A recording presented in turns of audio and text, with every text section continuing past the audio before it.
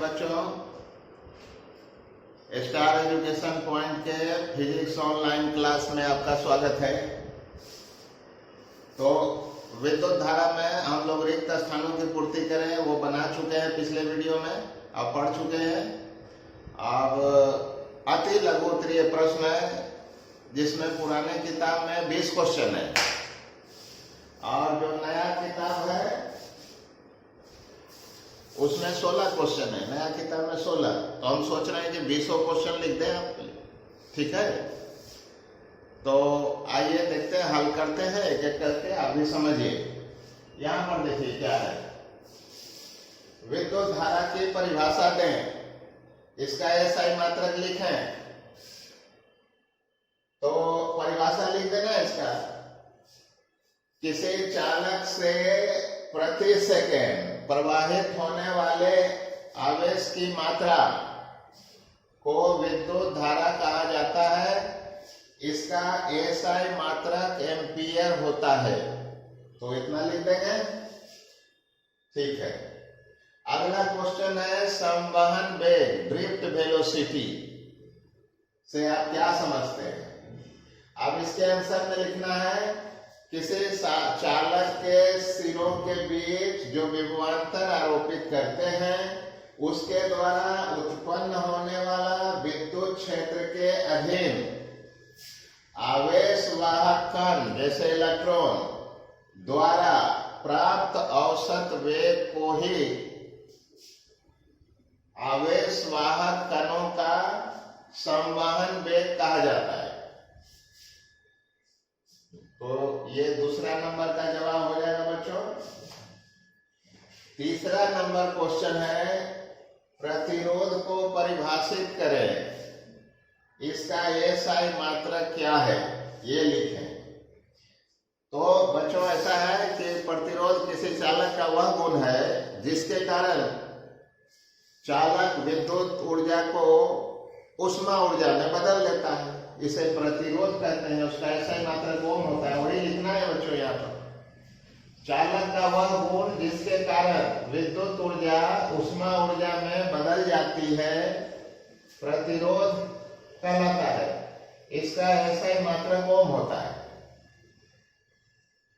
अब आइए देखते हैं क्वेश्चन नंबर 4।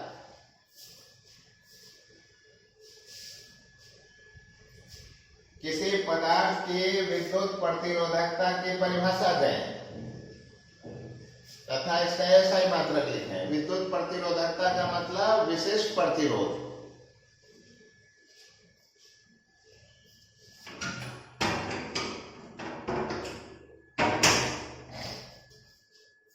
विद्युत प्रतिरोधकता का क्या मतलब होता है, विशिष्ट प्रतिरोध, और इसका एसआई मात्रक देंगे, रो जो होता है।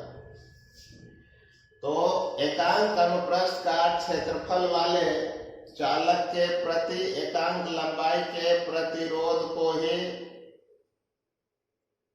चालक की प्रतिरोधकता या विशिष्ट प्रतिरोध कहा जाता है।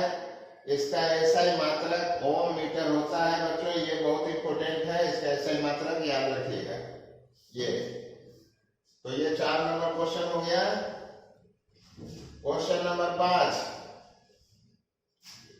किसी पदार्थ की प्रतिरोधकता जिन भौतिक कारकों पर निर्भर करती है उनमें से किसी 2 का उल्लेख करें। प्रतिरोधकता मतलब रो किस पर निर्भर करेगा, तो किसी चालक की प्रतिरोधकता चालक के पदार्थ की प्रकृति पर निर्भर करेगा कि पदार्थ शुद्ध है या फिर मिश्र धातु है या फिर अर्धचालक है। तो पदार्थ की प्रतिरोधकता चालक के पदार्थ की प्रकृति पर निर्भर करता है और चालक के ताप पर भी निर्भर करता है। ताप बदलने से प्रतिरोधकता बदलती है। तो बच्चों इसका आंसर ये लिखा है यहाँ। तो सभी का आंसर आप नोट कर लीजिएगा, ठीक है। अब आइए देखते हैं अगला क्वेश्चन क्या कहता है, विद्युत चालकता क्या है। विद्युत चालकता क्या है, इसका एसआई मात्रक लिखें।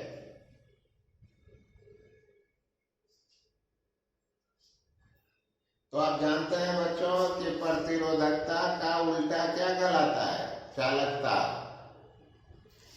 तो किसी पदार्थ की प्रतिरोधकता के व्युत्क्रम को, पदार्थ की प्रतिरोधकता के व्युत्क्रम को पदार्थ की विद्युत चालकता कहा जाता है। इसका एसआई मात्रक ओम इनवर्स मीटर इनवर्स होता है। बच्चों केवल ओम इनवर्स को सीमेंस भी बोलते हैं, पहले बताए थे।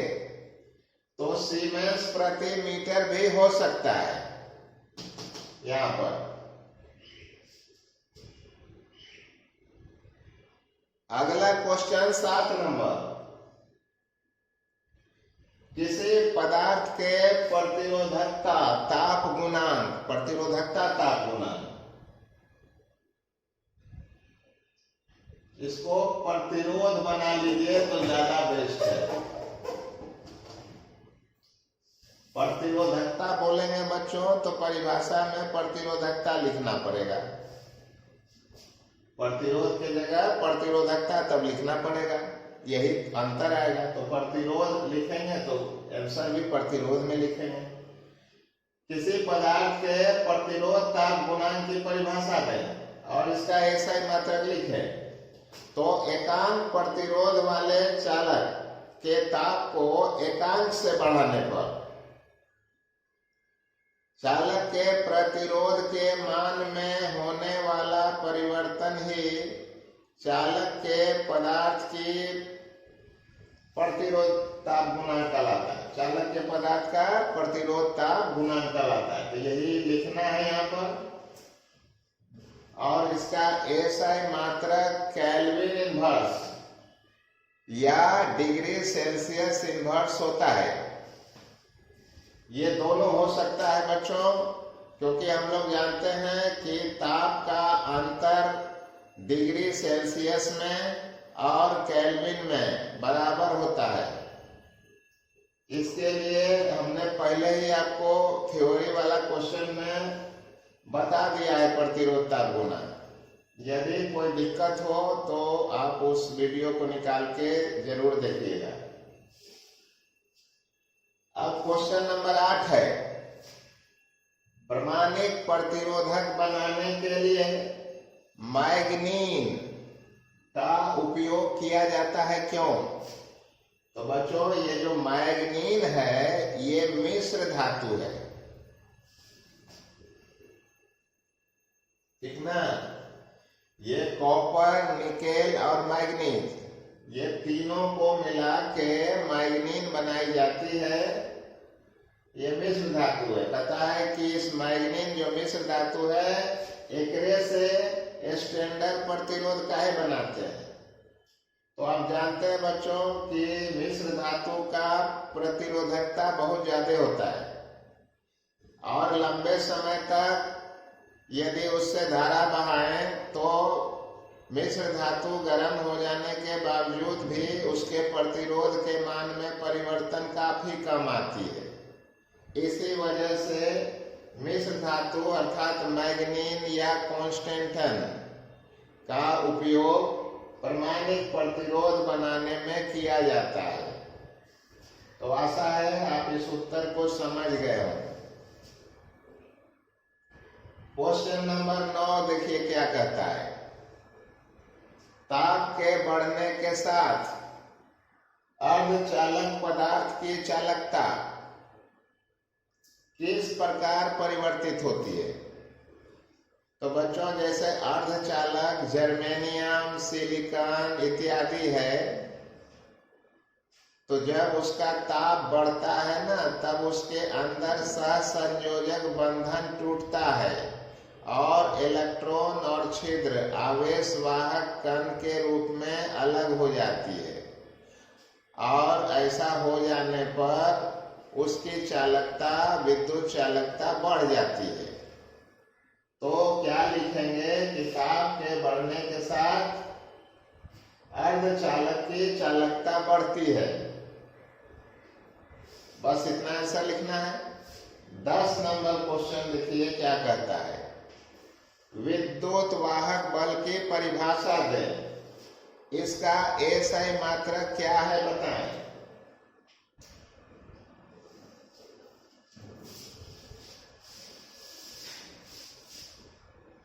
तो जब किसी सेल को विद्युत परिपथ में जोड़ देते हैं तो विद्युत परिपथ के निम्न विभव से उच्च विभव तक एकांक धन आवेश को सेल या बैटरी या विद्युत स्रोत द्वारा ले जाने में जितना कार्य संपन्न होता है उसे ही सेल या विद्युत स्रोत का विद्युत वाहक बल अर्थात इलेक्ट्रोमोटिव फोर्स कहा जाता है और इसका एसआई मात्रक जूल प्रति कूलम या वोल्ट होता है।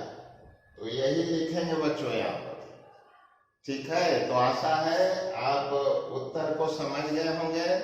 इसे आप नोट कर लें, अभी बहुत सारा क्वेश्चन है।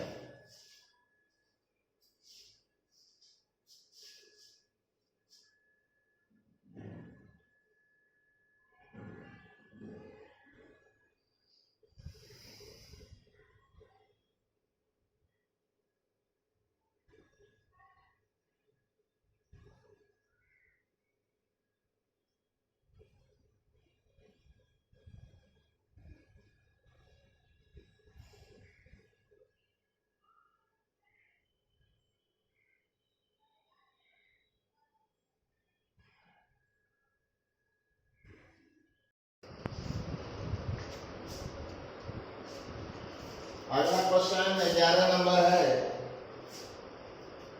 लुप्त वोल्ट से क्या समझते हैं। लुप्त वोल्ट अर्थात गुण वोल्ट। तो ऐसा है बच्चों, पहले भी आपको बताया था कि किसी भी सेल को यदि बाह्य विद्युत परिपथ से जोड़ देते हैं तो जोड़ने से पहले सेल के सिरा के बीच जितना विभवांतर हो रहा था ना, अब परिपथ से जोड़ देने पर परिपथ में जो धारा बहने लगती है उसके कारण विभवांतर सेल के सिरों के बीच घट जाता है। ये घटता क्यों है? तो सेल का जो आंतरिक प्रतिरोध होता है ना, उससे होकर धारा को गुजरना पड़ता है लगातार। इसको बताया था वो वीडियो बनाकर। तो सेल के आंतरिक प्रतिरोध के कारण सेल के सिरों पर जो विभवांतर में कमी आ जाती है ना, उसे ही गुण वोल्ट कहते हैं। तो किसी सेल को बाह्य विद्युत परिपथ से जोड़ देने पर सेल के सिरों के बीच के प्रारंभिक विभवांतर में सेल के आंतरिक प्रतिरोध के कारण होने वाली कमी को गुण वोल्ट या लुप्त वोल्ट कहते हैं, लॉस्ट वोल्टेज।